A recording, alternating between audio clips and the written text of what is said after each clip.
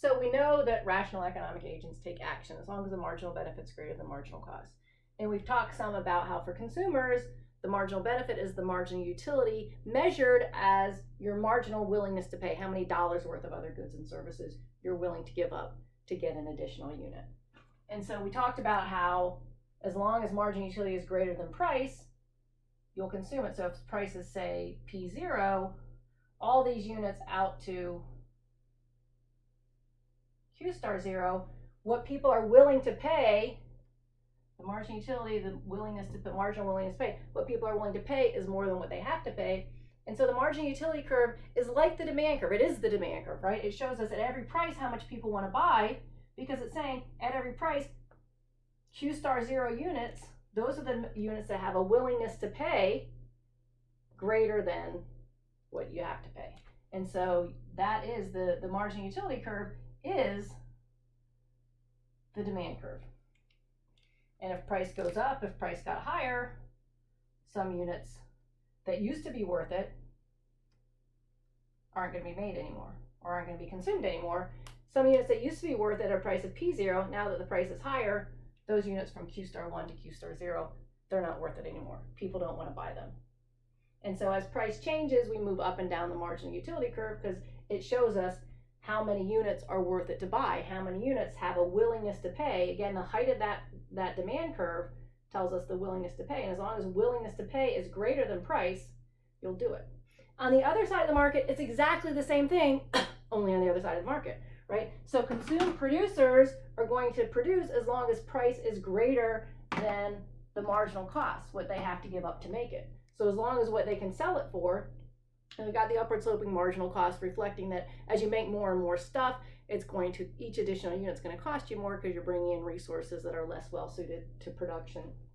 And so the suppliers are facing this upward sloping marginal cost curve, saying as I produce more, my costs of production are going to go up for each additional unit.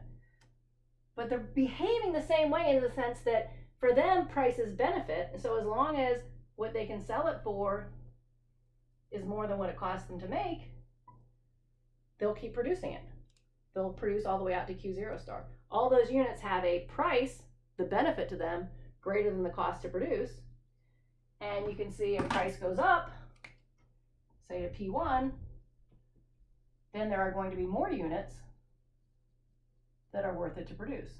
Producers will make more at a price of P1. Those units from Q0 star to Q1 star weren't worth it. Marginal cost was greater than price at the blue price, but once the price goes up to P1, those units now have a price greater than marginal cost, and so the producers will make them. So producers and consumers all acting in their own self-interest, this is what they do. But the marginal utility curve, as we said, is the demand curve. By the same token, same concept, the marginal cost curve is the firm's supply curve, right? It says at every price how much you want to produce. That's what supply is, right? At every price how much people want to make. And it's because at every price, the marginal cost curve says these units are worth it to make. Price is greater than marginal cost. If price goes up, quantity supplied will go up because there will be more units for which price is greater than marginal cost. So the demand curve comes from the marginal utility curve and downward sloping because of the law of diminishing marginal utility. The supply curve is effectively the marginal cost curve. It is the marginal cost curve. And so we can put those together. Marginal utility equals the demand curve, and marginal cost is the supply curve. And we've got our market that we're used to seeing. And we know if you leave competitive markets alone, they'll find their way to that equilibrium where the equilibrium price, if price is free to move around, price will move around till it gets to the point where quantity supplied is exactly equal to quantity demanded. And so we're in equilibrium. It's a stable equilibrium because we're at a price where what people want to buy is exactly equal to what people want to supply. What I want to point out here in talking about demand and supply in terms of willingness to pay and the marginal cost of production is when we're in that stable equilibrium in a competitive market, when we're at that point where the demand curve intersects the supply curve, so that what people want to buy is exactly equal to what people want to produce. It's also true if you look at it sort of from the vertical axis, when they're intersecting, that's saying that what people are willing to pay is exactly equal to what it costs to produce, right? If you look at the intersection on the horizontal axis, it's sort of saying at this intersection, quantity demanded equals quantity supplied. At this intersection, what people are willing to pay is exactly equal to what it costs to produce. And this is the crux of what we talk about when we say the competitive markets are efficient,